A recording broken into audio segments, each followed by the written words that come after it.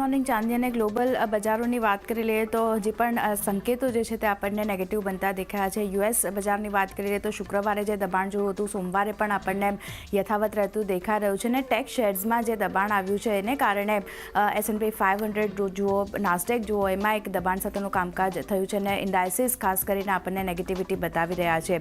હવે એનવીડિયાના શેરની વાત કરી લઈએ તો પરિણામ પહેલાં ગઈકાલે 3% એનવીડિયાનો શેર જે છે ત્યાંથી ઘટ્યો હતો. એની પહેલાં ઇન્ડાઇસીસ પર નજર કરી તો ડાઉમાં થોડી ઘણી પોઝિટિવિટી છે, પણ S&P 500 અને નાસ્ડેક આ બંને એક નેગેટિવ સંકેતો સાથે બંધ થયા હતા.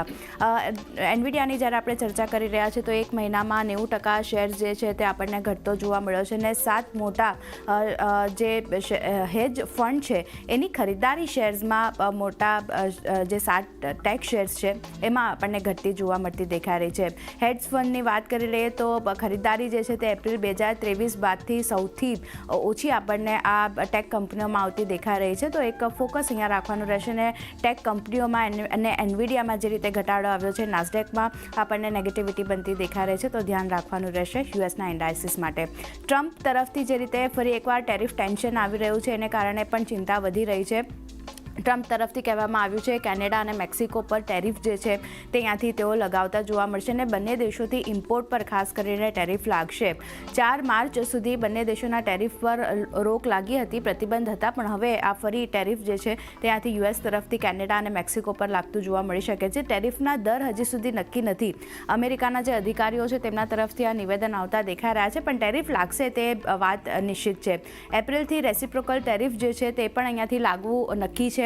સાથે જ કેનેડાનું પણ જે કેનેડાના વિદેશ મંત્રી છે તેમનું પણ આના માટે નિવેદન આવ્યું છે. તેમનું કહેવું છે કે કેનેડામાં ખાસ કરીને જે ફેન્ટાનિલ છે એનું એક્સપોર્ટ ખાસ કરીને યુએસ કરે છે કેનેડામાં, અને યુએસથી જે બંદૂકો આવે છે, સાથે જ ઘણા પ્રવાસીઓ પર કેનેડા આવે છે પ્રવાસ માટે. તો આ બધાને ધ્યાનમાં રાખી તેઓ કહી રહ્યા છે કે યુએસ વિરુદ્ધ જે બાકીના સહયોગી છે દેશો તેમણે સાથે આવવું જોઈએ અને યુએસ વિરુદ્ધ જે છે તે પગલાં લેવા જોઈએ અને જવાબી પગલાં માટે ખાસ કરીને તેમનું કહેવું છે કે સાથે મળીને કામ કરવું જોઈએ. આ ખાસ કરીને આપણને કેનેડાના વિદેશ મંત્રી તરફથી નિવેદન આવતા દેખાઈ રહ્યા છે, તો અહીંયા એક ધ્યાન રાખવાનું રહેશે. એપલની વાત કરી લઈએ તો અહીંયા પણ તેમના તરફથી એક મોટું નિવેદન આવતું દેખાઈ રહ્યું છે. તેમનું કહેવું છે કે અમેરિકામાં $500 બિલિયન ખર્ચ અહીંયાથી કંપની કરતી જોવા મળશે, એપલ કરતી જોવા મળશે અને આવનારા 4 વર્ષમાં જે $500 બિલિયન છે તે અહીંયાથી કંપની આપણને ખર્ચ કરતી જોવા મળશે યુએસમાં. સાથે જ જે હ્યુસ્ટનમાં સર્વરનો એક નવો પ્લાન્ટ કંપની અહીંયાથી લગાવતી જોવા મળશે એપલ, અને આવનારા 4 વર્ષમાં 20,000 લોકોને અહીંયાથી નોકરી પણ આપતી જોવા મળશે. તો આ એપલ તરફથી એક મોટું નિવેદન આવતું દેખાઈ રહ્યું છે. પણ એપલની જે આ પ્રતિક્રિયા છે તેના પર ટ્રમ્પની પ્રતિક્રિયા આવી છે ખાસ કરીને, અને ટ્રમ્પ તરફથી એવું કહેવામાં આવ્યું છે કે કંપની ટેરિફ આપવા નથી માંગતી એટલે ખાસ કરીને યુએસમાં રોકાણ કરી રહી છે. તો આ એક એપલ અને એપલ પર ટ્રમ્પનું જે નિવેદન છે તેના પર ખાસ એક ફોકસ રાખવાનું રહેશે.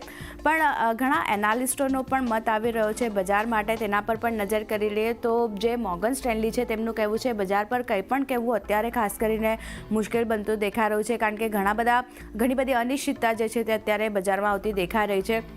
જેપી મોર્ગનનું માનવું છે કે યુએસમાં કંપનીઓના પ્રદર્શન નબળા રહી શકે છે, કારણ કે ત્યાં જે રીતે ટેરિફની ચિંતા ચાલી રહી છે તો એની એક અસર આપણને જોવા મળી શકે છે.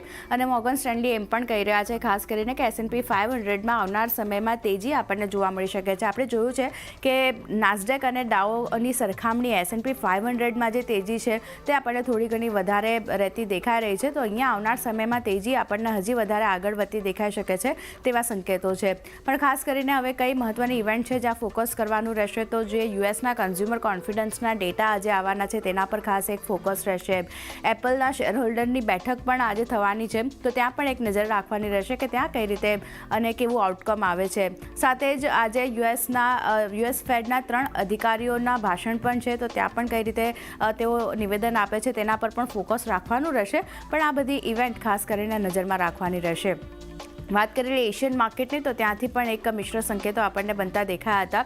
જો તાઇવાન, નિક્કાઈ, કોસ્પી બધામાં 1% 0.5%થી લઈને 1% સુધીની વેચવાલી આપણને બનતી દેખાઈ રહી છે. અન્ય ઇન્ડાઇસીસની વાત કરી લઈએ તો ત્યાં માત્ર સ્ટ્રેટ ટાઈમ્સ પોઝિટિવ છે, પણ હેંગસેંગ અને શાંઘાઈમાં એક નેગેટિવ કામકાજ થઈ રહ્યું છે. 0.5%થી લઈને 1% સુધીની વેચવાલી આપણને બંને ઇન્ડાઇસીસ બતાવી રહ્યા છે. તો એશિયન માર્કેટ તરફથી પણ નબળા સંકેતો કહી શકાય. ગિફ્ટ નિફ્ટી શરૂઆતી કારોબારમાં 41 પોઈન્ટની વેચવાલી અહીંયા હતી. અત્યારે જુઓ 25 પોઈન્ટની વેચવાળી સાથે ઇન્ડિકેશન મળતું દેખાઈ રહ્યું છે. અને લેવલ સ્પેસિફિક વાત કરી લઈએ તો 22,591ના લેવલ્સ અહીંયા બનતા દેખાઈ રહ્યા છે. એટલે ગઈકાલે ખાસ કરીને ચાંદની આપણે 22,700ના લેવલ્સ પણ તૂટતા જોયા હતા. આજે ખાસ કરીને જે રીતે યુએસ નેગેટિવ સંકેતો છે, એશિયન માર્કેટ તરફથી નેગેટિવ કામકાજ થતું દેખાઈ રહ્યું છે. આજે પણ આપણા માર્કેટ માટે એક નેગેટિવ સંકેતો છે ને ઘટાડા સાથે બજાર ઓપન થાય તેવા સંકેતો અત્યારે ગિફ્ટ નિફ્ટી તરફથી બની રહ્યા છે. જી આરતી, આભાર આપનો.